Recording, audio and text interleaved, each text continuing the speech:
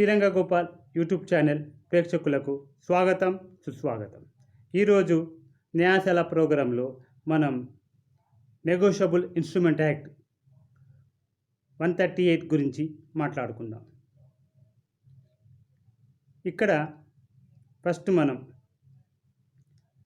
చెక్కు ఇచ్చి తన మైండ్లో డబ్బులు తీసుకొని ఏ విధంగా మోసగించాలి అని వారి గురించి చర్చించుకుందాం. ఇతను చెక్ ఇచ్చేస్తాడు, బ్యాంక్ వెళ్ళేసి స్టాప్ పేమెంట్ చేస్తాడు, లేకపోతే ఆ అకౌంట్ క్లోజ్ చేస్తాడు. According to cheque bounce cases, check issued to a person and check issuer is an offense under jurisdiction of court of law and punishable with fine and imprisonment as well both. కాబట్టి check ఇచ్చిన తర్వాత అది honour కాకపోతే జైలుకు పోవాల్సిందే, తప్పదు. డబ్బులు కట్టాలి, పెనాల్టీ కట్టాలి బ్యాంకుకి, తిరిగి మళ్ళీ జైలుకి కూడా పోవాలి. చెక్కు తీసుకున్నవాడు సేఫ్టీగా కోర్టుకు ఎక్కుతాడు. కొన్ని సందర్భాల్లో ఈ స్టాప్ పేమెంటు లేకపోతే అకౌంట్ క్లోజ్ చేసినప్పుడు ఏమైందిలే చీటింగ్ కేసు పెట్టుకుంటారు అనుకుంటారు. కానీ ఇది నెగోషియబుల్ ఇన్స్ట్రుమెంట్ యాక్ట్ పెట్టవచ్చు. అలా క్లోజ్ చేసినందుకు ఎక్కువ మోతాదు అమౌంట్ ఎక్కువ ఉన్నప్పుడు అది పోలీస్ స్టేషన్లో క్రిమినల్ కేసు కూడా పెట్టవచ్చు. ఇది ఇరుపక్షంలో చూసుకుంటే ఎక్కువగా చెక్కు తీసుకున్న వానికే కోర్టు రక్షణ ఇస్తుంది. చెక్కు ఇచ్చిన వానికి కంపల్సరీగా డబ్బులు కట్టనగా కోర్టులోనైనా కాంప్రమైజ్ అయ్యి కొట్టాలి. ఒకటే ఇది సొల్యూషన్. చెక్ ఇచ్చిండు, బ్యాంకులో ప్రెజెంట్ చేసిండు, అతను బ్యాంకులో చెక్ వచ్చే లోపల ఇతను బ్యాంకులో అమౌంట్ ఉండాలి. లేని పక్షంలో చెక్ బౌన్స్ అవుతుంది. అతను దృష్టిలో పెట్టుకోవాలి, నేను ఏ చెక్కులు ఇచ్చినా ఈ చెక్కులు ఇచ్చిన తర్వాత ఇది బ్యాంకుకి వస్తుంది, ఈ బ్యాంక్ వచ్చినప్పుడు ఒక చెక్ లిస్ట్ తయారు చేసుకొని దాని ప్రకారంగా ఇంతెంత అమౌంట్కి ఇచ్చినా ఆ అమౌంట్ బ్యాంకులో ఉందా లేదా అని బ్యాలెన్స్ అమౌంట్ ఉండకపోతే బ్యాలెన్స్ అమౌంట్కి దానికి డబ్బులు డిస్కవర్ అయ్యి బ్యాంకులో డిపాజిట్ చేసి ఆ చెక్ ఆనర్ చేయడము చూస్తుండాలి. లేని పక్షంలో చెక్ ఇచ్చినవాడు శిక్షార్హుడు. ఇది మొదటిది. రెండవది, బ్యాంకర్స్ వాళ్ళు కస్టమర్స్ ఎప్పుడైతే చెక్ రిక్విజిషన్ లెటర్ పెట్టుకున్న తర్వాత చెక్ బుక్ ఇష్యూ చేస్తారు. అది ఆర్బీఐ కోర్టు బ్యాంకులకు అంతకుముందే గైడ్లైన్స్ ఇచ్చింది. ఈ గైడ్లైన్స్ బ్యాంకు వాళ్ళు కస్టమర్లకు చెప్పడం జరుగుతుంది. చెక్ బుక్ తీసుకున్న రోజు నుంచి 3 నెలల లోపల ఈ చెక్ బుక్ యూజ్ చేయడం జరగాలి. లేని పక్షంలో ఆ చెక్ బుక్ వాపసు తీసుకొని ఇచ్చేసి కొత్త చెక్ బుక్ తీసుకోవడం జరగాలి. లేని పక్షంలో ఆ చెక్కులకు తీసుకున్న చెక్ బుక్లకు అందులో ఉన్న చెక్కులకు ఏ విధమైన హక్కులు లేవు.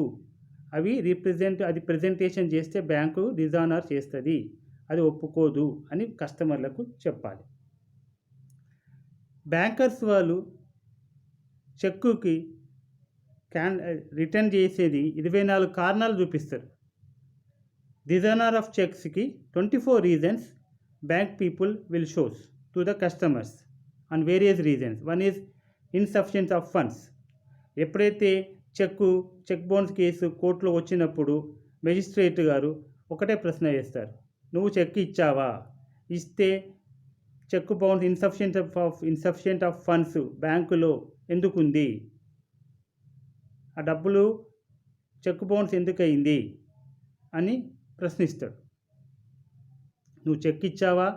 ఆ చెక్ బౌన్స్ అయినప్పుడు మళ్ళీ తిరిగి ఆ బ్యాంకులో డబ్బులు వేసావా? డబ్బులు ఉండడం బ్యాంకులో డబ్బులు ఉండడం చూసుకోలేదా అని ఒకటే అంటాడు. కాబట్టి చెక్కు ఇచ్చే ముందర కస్టమరు చాలా జాగ్రత్తగా చూసుకోవాలి. ఇంకొకసారి ఈ 3 నెలల లోపల ఉపయోగించాలనుకున్న ఈ చెక్కు కొంతమంది చెక్కు తీసుకున్నవాడు కూడా చెక్కు ఇచ్చిన వాడిని మోసం చేయొచ్చు. సపోజ్ ఒకతను చిట్టి వేశారనుకోండి. ₹1,00,000 చిట్టి వాడుతాడు. దానికి గడువు ఇంకా 20 నెలలు ఉందనుకోండి. అది 25 నెలల చిట్టి. 4,000 ఇంటూ 25 నెలలు. పట్టును 5వ నెలల చిట్టి పాడుతాడు.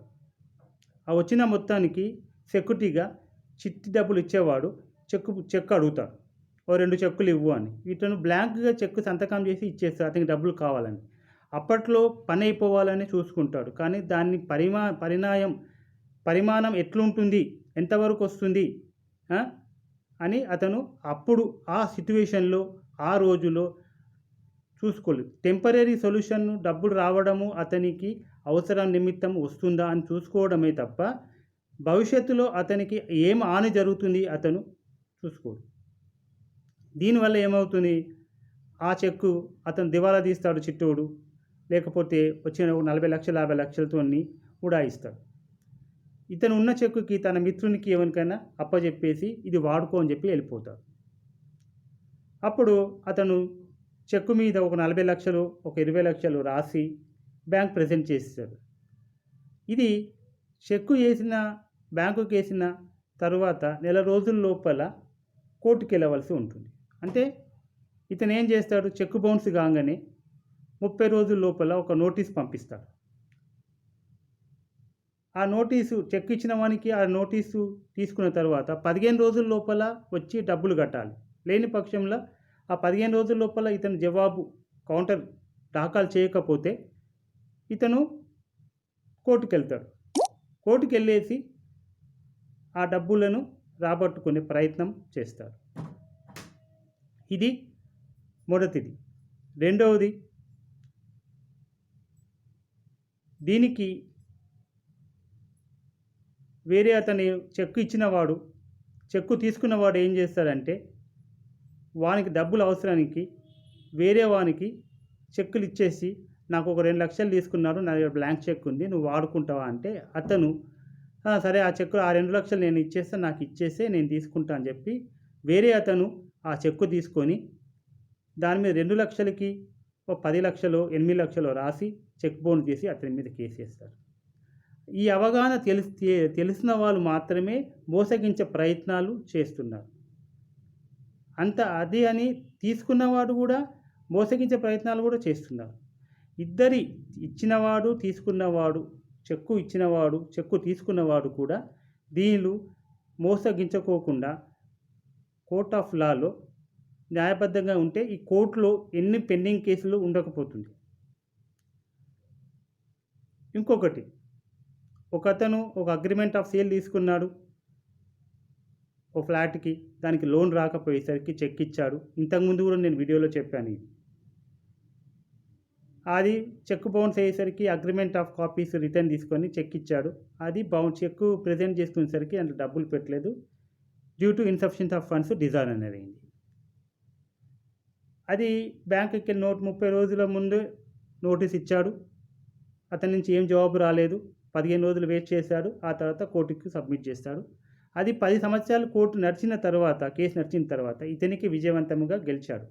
ఆ గెలిచినా కూడా మళ్ళా అక్యూజ్ పర్సన్ అంటే చెక్ ఇచ్చినవాడు తిరిగి మళ్ళా వేరే కోర్టు, హైకోర్టు, పెద్ద కోర్టుకి మళ్ళీ ఇది ఈ తీర్పు చెల్లదు కాబట్టి నేను ఇచ్చిన డబ్బులు ఆల్రెడీ ఇచ్చేసాను అని మళ్ళీ ఏం చేశాడు, కౌంటర్ ఫైల్ వేరే కోర్టుకి పిటిషన్ వేశాడు. అది 2-3 సంవత్సరాలు మళ్ళీ జరిగిన తర్వాత అప్పుడు కాంప్రమైజ్ అయ్యి లోక్ అదాలత్లో ఇతనికి డబ్బులు ఇచ్చాడు.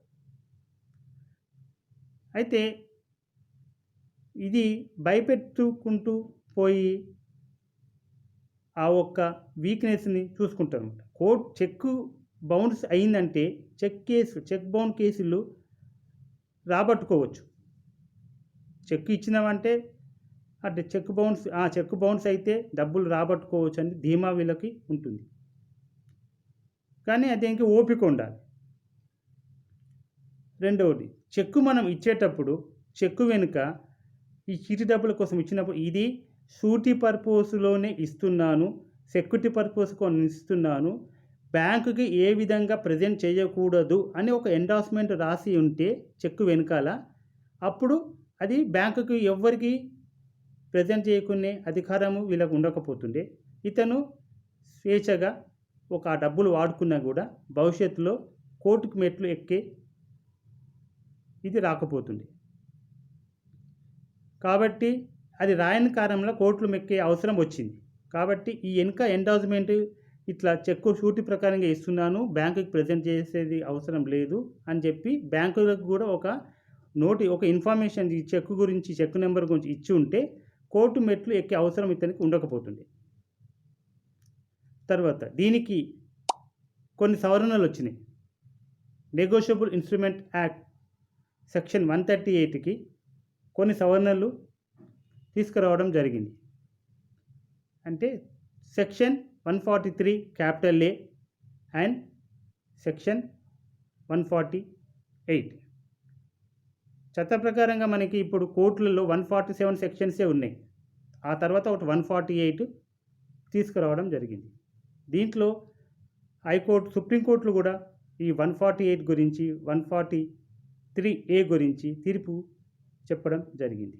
ఇదేంటంటే మధ్యంతర పరిహారం కోర్టు అండ్ చెక్కు వాల్యూకి ₹1,00,000 ఉన్నాయనుకోండి, దానికి 20% వాల్యూ ఆ అమౌంట్కి, అంటే ₹1,00,000కి 20,000 ఇవ్వాలి, కంపన్సేషన్ ఇవ్వాలి అని చెప్పి ఎవరికి, కంప్లైనెంట్కి, అక్యూజ్డ్ ఇవ్వాలి. ఆ తర్వాత కేసు నడుస్తుంటుంది అని కొత్తగా సవరణ నెగోషియబుల్ ఇన్స్ట్రుమెంట్ యాక్ట్ 138కి ఒక సవరణ తీసుకొని వచ్చారు. ఒకవేళ 30 రోజుల లోపల ఇవ్వకపోతే అక్యూజ్ పర్సన్ని కోర్టుని మళ్ళీ ఒక సమయము గడువు ఇవ్వాల్సిందిగా కోరి 60 రోజులు తీసుకోవాలి. ఆ 60 రోజుల లోపల కూడా ఇతను డబ్బులు చెల్లించకపోతే 90 రోజులు, ఇంకొక 30 రోజులు మళ్ళీ తీసుకోవాల్సి ఉంటుంది. ఆ 90 రోజుల లోపల ఇతను ఇవ్వకపోతే ఆ 20% చెక్ అమౌంట్ వాల్యూని ఇతను కోర్టు ఏం తీర్పు ఇస్తుందంటే, నువ్వు జైలుకు పోవాలి అని జైలుకు పంపిస్తుంది. తీర్పు వచ్చిన తర్వాత ఒకవేళ ఈ ₹1,00,000 తిరిగి మళ్ళా కంప్లైంట్కి ఇవ్వవలసి వస్తుంది ఆ తీర్పు ప్రకారంగా. ఒకవేళ అక్యూజ్ పర్సన్కి ఫేవర్గా ఉండి తీర్పు వచ్చినట్టయితే తిరిగి మనం ఎప్పుడైతే 20% వాల్యూ అమౌంట్ ఇచ్చామో, మధ్యంతర పరిహారం ఇచ్చామో, దాన్ని వాపసు కంప్లైనెంట్ మళ్ళీ అక్యూజ్కి ఇస్తారు. Prospective, retrospective 143A and 148 section ప్రకారంగా ఇది 2018లో సవరణ జరిగింది. కాబట్టి ప్రజలందరికీ విన్నపం చేసుకునేది ఏంటంటే, ఈ చెక్కులు చాలా ఇచ్చేటప్పుడు జాగ్రత్తగా చూసుకొని, మీ అవసరాల కోసమని చెక్కులు ఇచ్చినప్పుడు బ్యాంకులో మొత్తం ఉంటుందా లేదా, లేకపోతే ఇచ్చిన తర్వాత ఒక గడువు తీసుకునే టైంలో ఆ చెక్కు బ్యాంక్ ప్రెజెంట్ అయ్యే లోపల మనము ఆ ఒక్క బ్యాలెన్స్ బ్యాంకులో ఉంటుందని, ఒకవేళ బౌన్స్ అయినా కూడా ఈ లోపలనే కాంప్రమైజ్ అయ్యేసి కోర్టుకు రాకుండా చూసుకుంటే ఇద్దరికీ ఉపయోగం ఉంటుంది. Thank you friends for watching my YouTube channel. Please subscribe and like my video and click bell icon button for watching more videos. Thank you.